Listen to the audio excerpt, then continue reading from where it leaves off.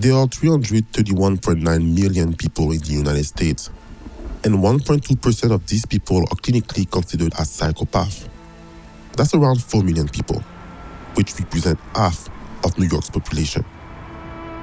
These psychopaths might be doctors, who work in the police workforce, bankers, or even your friends. It is in this context that American Psycho starts, a world where psychopaths use all the attributes to reach the top of the social hierarchy. But what about you? How do you know that you're not a psychopath? Have you ever worked really hard? Really, really hard for something that you really wanted. Let's say a job promotion. And to only end up not getting it. What's more frustrating is that you didn't lose that promotion to someone less good than you, because this you would have been able to understand. Capitalism is full of incompetent people who reach the top because of who they know. In your case, it's different. You lost against someone better than you. Way better. Every time you look at them, they constantly remind you of their greatness. They dress better. They have overall impressive skills. And sadly, they don't seem to care about your existence at all.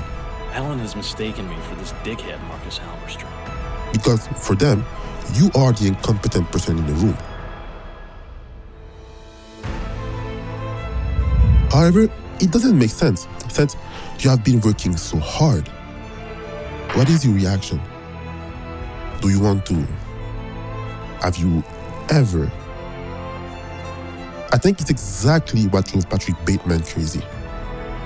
For many people, American Psycho is a story of a psychopath doing psychopathic stuff. But it's deeper than that. American Psycho is a story of a man who couldn't keep up with capitalism.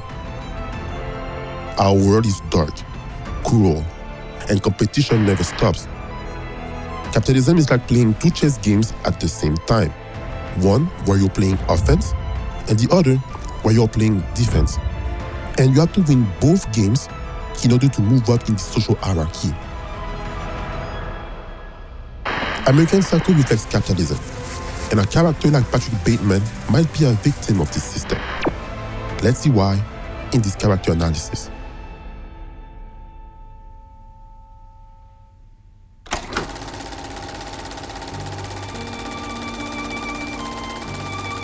Let's set the stage. We never truly know someone. Matter of fact, we never truly know ourselves neither. If it's the case, and that we are someone to someone else, it's normal to never truly know someone, but it forces us to look elsewhere in order to understand human behavior. To easily unpack all of this, let's introduce the Dramaturgy Theory.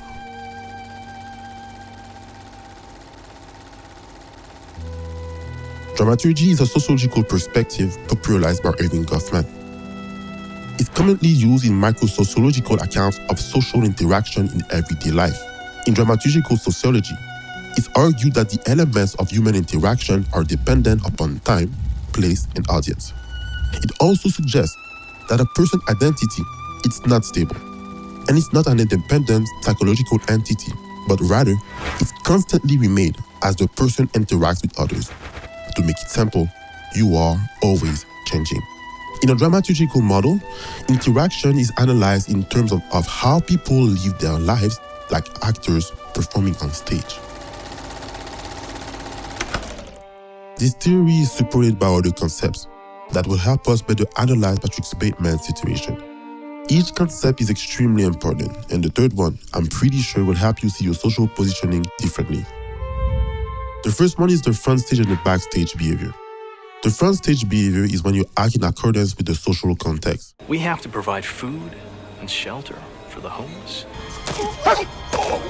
Your objective is to display a certain attitude with the purpose to manage impressions and expectations. There is maybe a group of friends to impress, a promotion to get, or a certain lady to impress by having a reservation at a certain restaurant. To be able to do all of this, you need to have manners, which refers to the way you conduct yourself. Your manners will tell the audience what to expect from your performance. The backstage behavior is what you usually don't want people to see. It's when you are completely relaxed, when you can drop the mask of the front stage and step out of the character you are playing.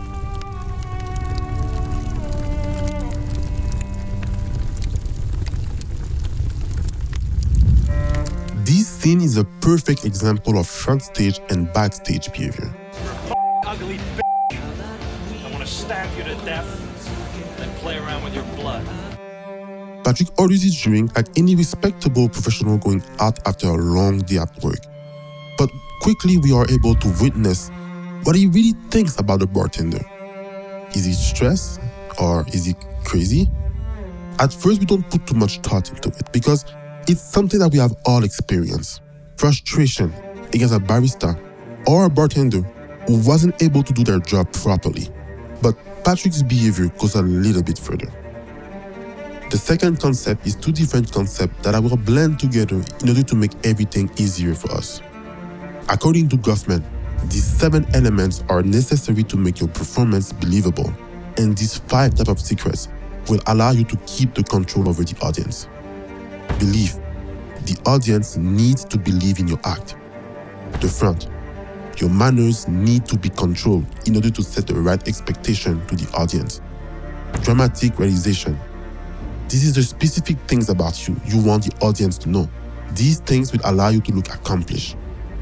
Idealization. Your performance should look like the performance the audience is expecting to get from a given situation. You cannot step out of the context. Maintenance of expressive control. You need to stay in character for the entire story, otherwise the truth will get revealed. Misrepresentation is the risk of conveying the wrong message. You need to always say the right thing at the right time. Mystification is the mystery around you, the way you conceal the information, which connects the second concept of this section.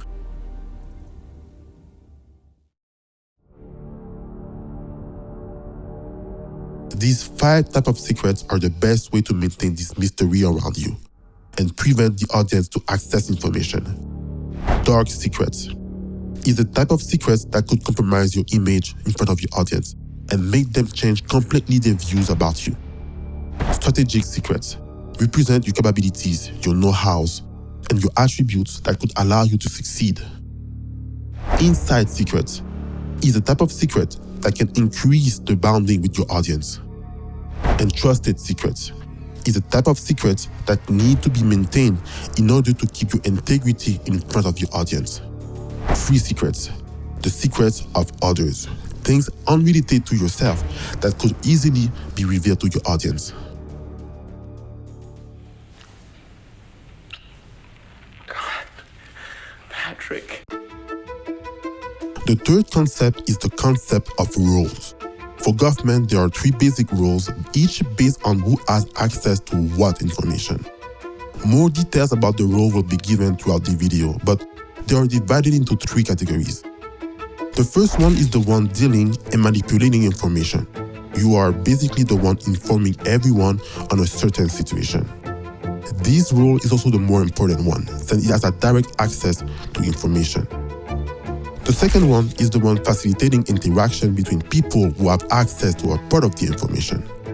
If they don't come to an agreement, their part of the information is incomplete. You are maybe a middleman, a person helping 2 parties do business together, or a counselor helping 2 parties communicate with each other. Nonetheless, your role enables the information to be exchanged.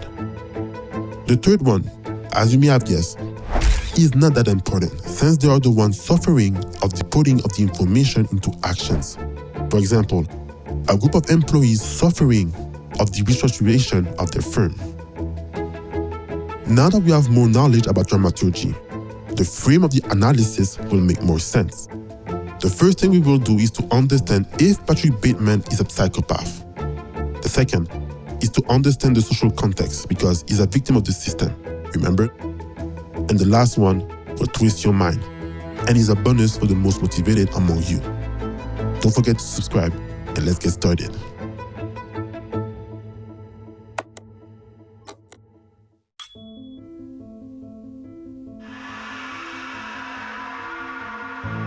Four attributes can be used to identify a person with psychopathic tendencies. To begin, they behave in a way that can physically, socially, emotionally or financially harm others. To continue, they express no remorse or guilt after causing harm. They also don't show concern when others are in distress and use manipulation to get what they want. So based on these attributes, we can confidently say that Patrick Bateman is a psychopath. But saying this would mean that you are probably a psychopath as well.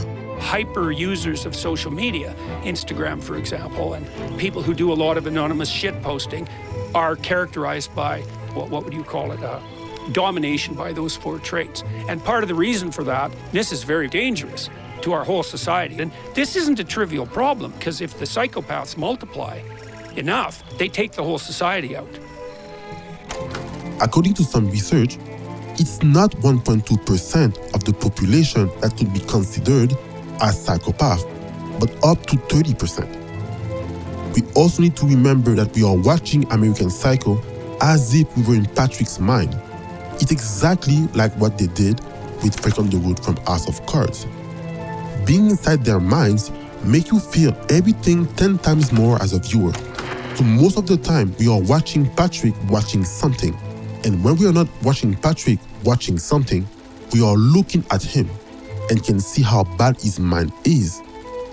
We are in Patrick's mind when he does this, and this. And we are looking at him when he does this and this. But we are never truly sure of what he does for real. So instead of trying to prove that he's a psychopath, let's try to understand why he is not one.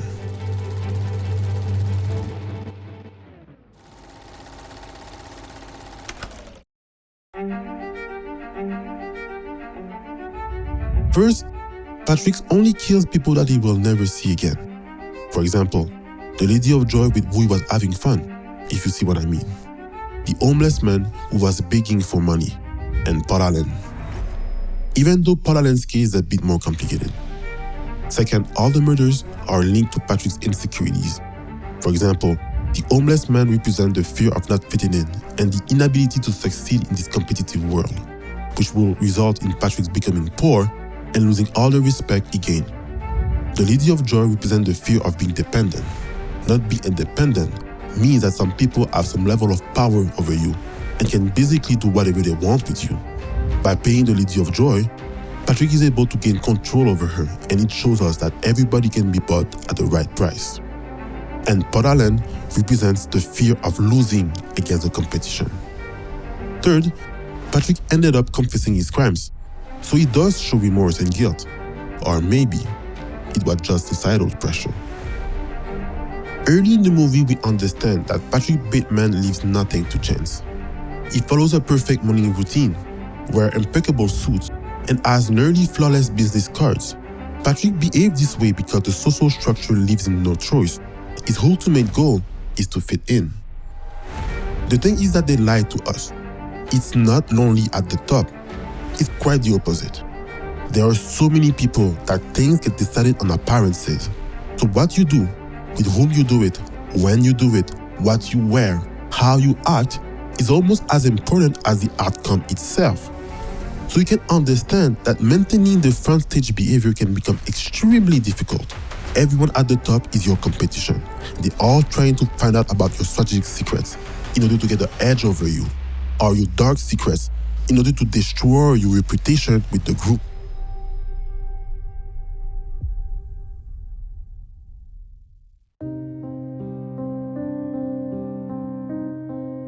If you think about it, Patrick felt less good than all his colleagues throughout the entire movie, which is weird since he has a lot of things going for himself, such as great looks, status, money, and connection among the elites.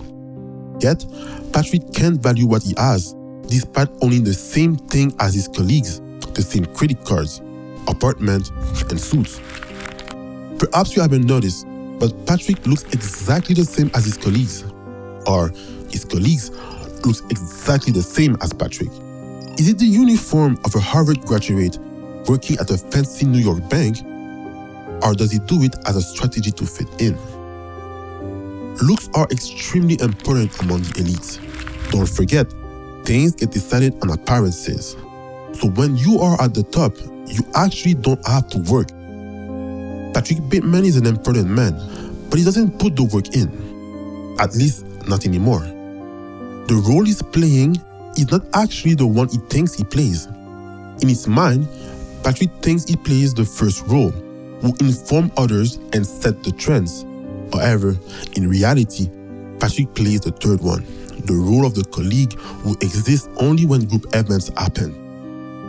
So we don't see him do anything special to set himself apart from his colleagues.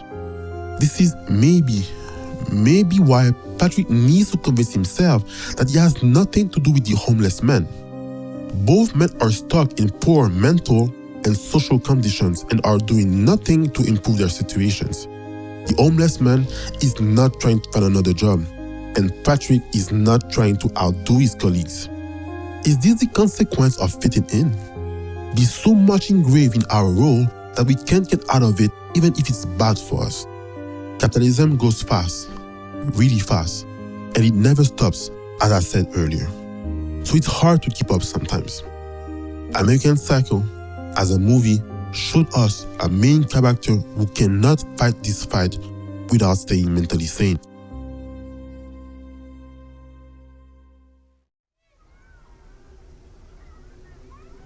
Stagnation. This concept is very present in this movie. It's a state of not flowing or not moving, a lack of activity, growth, or development. First, Patrick is a victim of professional stagnation. He's a vice president in a big New York bank, but it seems like nothing significant really happens. Maybe the story is designed this way, and work is not the central focus.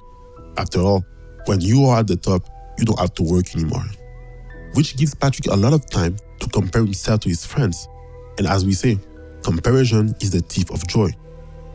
Then he's a victim of social stagnation. Patrick is unable to reserve at the Dorsia, a fancy restaurant for the elite of New York, even by the end of the movie. Which makes it clear that this persona doesn't progress in the story. Patrick is socially stuck. This may sound insignificant, but in movies or books, the multiple storylines of the main character are embedded in what we call the character arc. The stories typically have a beginning, a climax, and an ending. And at the end, the main character usually achieves his goals after facing multiple obstacles and challenges. That's essentially why we enjoy watching movies or reading books. We want to see the main character win because most of the time we identify with the main character. In Patrick's case, if we take a closer look, he has many fake friends, pays for sex, isn't very confident, and deals with deep level of insecurity. Plus, he is socially awkward. So do you really see yourself in Patrick Bateman? Maybe. So you can understand how sad it can be to be socially stagnant. But the worst is the fact that Patrick is a victim of personal stagnation. The man got no hobbies, which left him with his boring work and his terrible social life. This gives the entire investigation and his relationship with the investigator another dimension. The investigator allows Patrick to change role. He goes from the insignificant colleague to the informer, from the third role to the first one, the person helping solve the case of Paul Allen's disappearance. Stagnation is very dangerous, and when people don't make progress, they get stressed and start questioning their existence, which makes them crave for more dopamine. Patrick Bateman usually releases dopamine by taking care of himself, but when this is not enough, when he is in need of a bigger dopamine release, Patrick Bateman turns into an alleged murderer.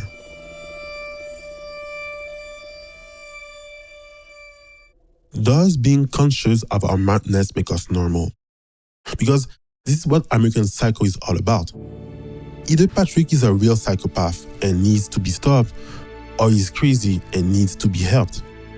What makes us watch this movie until the end is that we are not sure ourselves until this scene. Here we have a complete collapse of Patrick Bateman's front-stage behavior, which is extremely out of character. One thing you need to understand about people with psychopathic and narcissistic personalities is that they create and operate in a false self. They will make everything in their power to make you believe that this false self is their true identity. In Patrick's case, instead of slowly revealing to others and even himself, who he really is, and merging his front stage and backstage behavior, he prefers to polish the false self and to sink even deeper in conformism. Patrick is extremely scared of not fitting in. We all conform to our environment and our social groups. Nobody wants to be alone.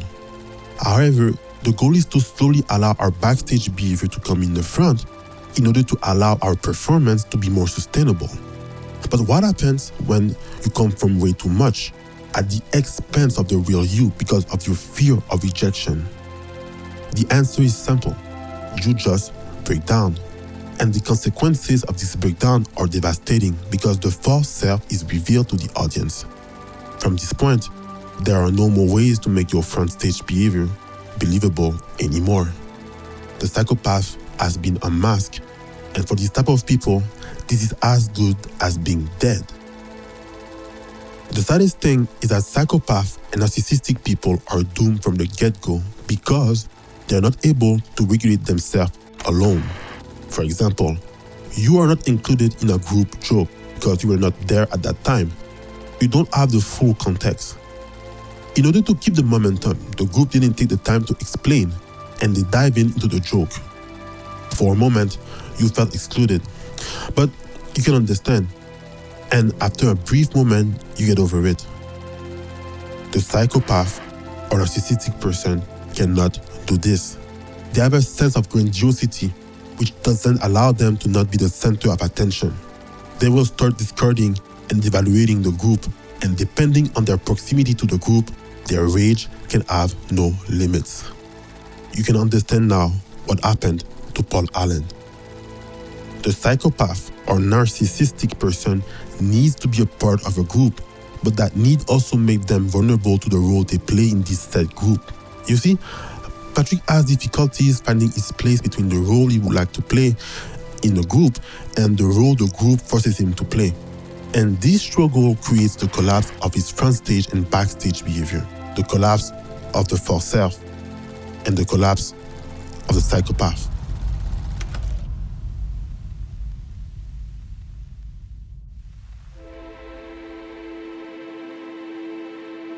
Because you stayed until the end as a reward, let's ask ourselves an additional question.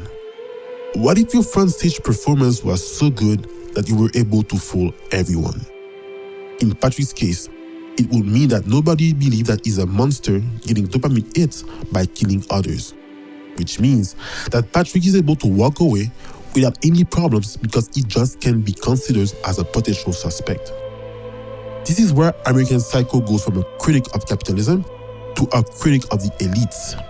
Being part of the elites of New York already makes it so hard to believe that Patrick would be a serial killer. Why someone having access to all these resources would have the urge to kill someone, let alone multiple people? Where would he take the time to do all these crimes between his work and all the social events he needs to attend? He already has so many alibis between his secretary, his friends, his fiancée, and his ladies of joy. Patrick is perfect, well-groomed, well-established, and well-connected, which means that accusing Patrick Bateman without any undeniable proofs would be a social suicide. Plus, these things only happen in the ghetto, where people fight for resources. So our perfect suspect must be someone from the ghetto, or from a modest background. This is how easily Patrick could walk out of this situation if he had stayed in his character, the polished man who can do no wrong. By the end of the movie, we still have doubts about him being a killer or not, because even if he's not responsible for Paul Allen's disappearance, what about the homeless man or the lady of joy? Are they really dead?